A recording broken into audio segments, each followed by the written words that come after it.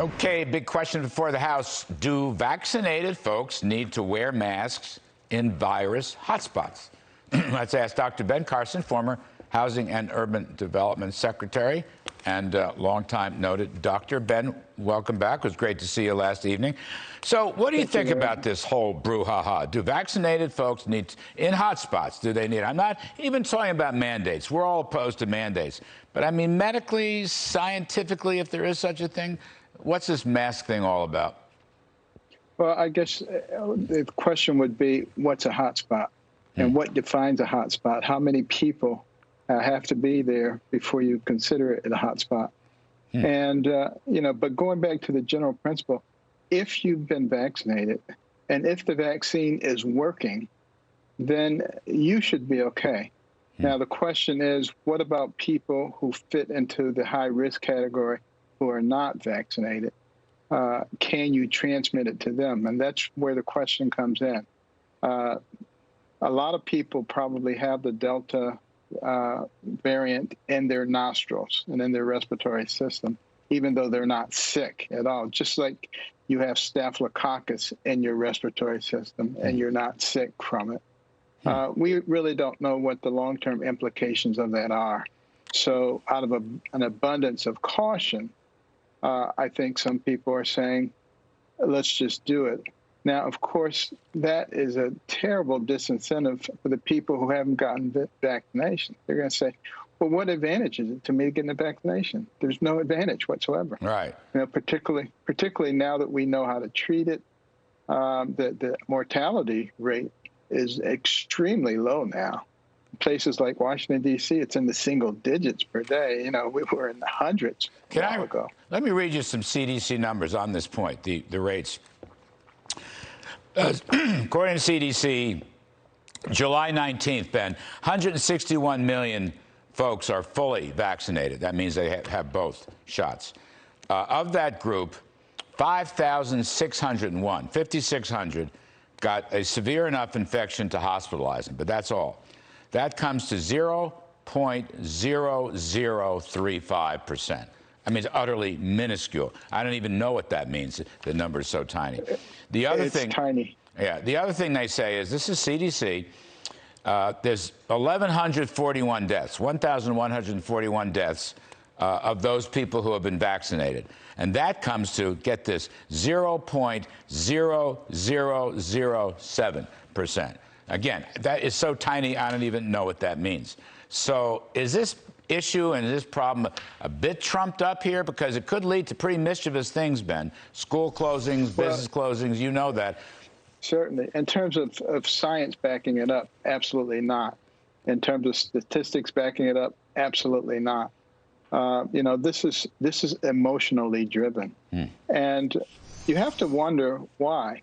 These are the same people who are saying little kids should get vaccination.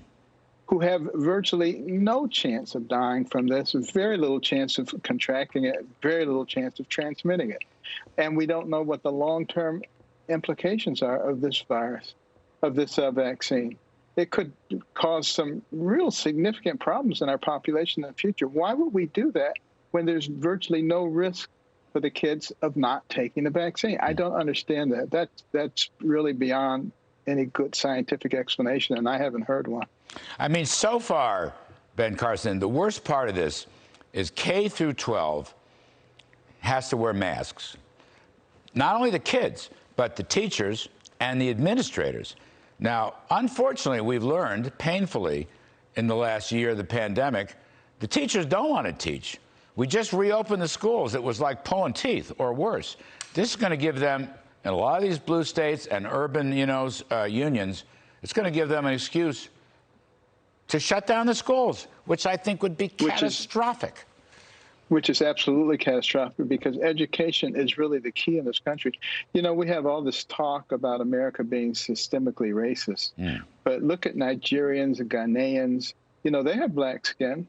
There's no wealth gap with them. They're doing just fine.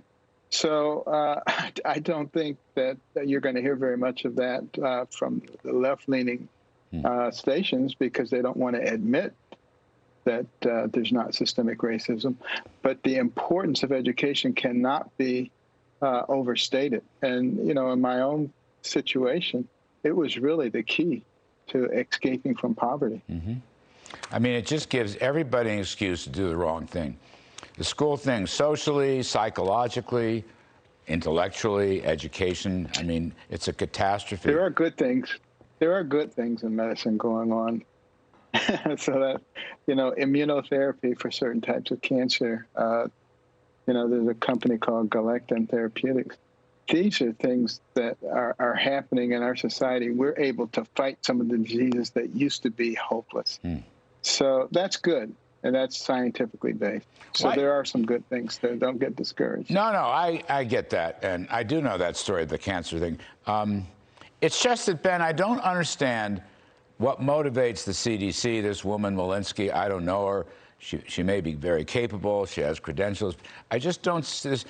If you're going to be science, use the science. Science implies numbers, right? I mean, quantitative analysis, I had it when I was in graduate school a long time ago. So the numbers are so overwhelming, I don't know what they're doing. The numbers are saying, don't do this. No, I've listened to her. She is a physician. I know she knows better. But I also know that there are a lot of people twisting arms in that administration, and she has to comply or leave. So, you know, I understand where she's coming from, but it is certainly not using science. And we just need to understand that. The American people are smart enough that if you actually give them the real information, they will make good decisions along with their healthcare provider. We do not need the government telling us what to do. And think about it. Isn't that the reason that America came into being? People wanted to escape from these governing bodies that wanted to tell you how to live your life. And we wanted to have freedom to live our lives. You know, that is disappearing. And, you know, the American people are starting to get upset about it. And I'm very glad to see that, because if you do not pursue freedom constantly, you will lose it. And we have many examples of that around the world. Great message, Ben Carson. Thank you, sir. Wonderful message. Appreciate it very much. See you soon.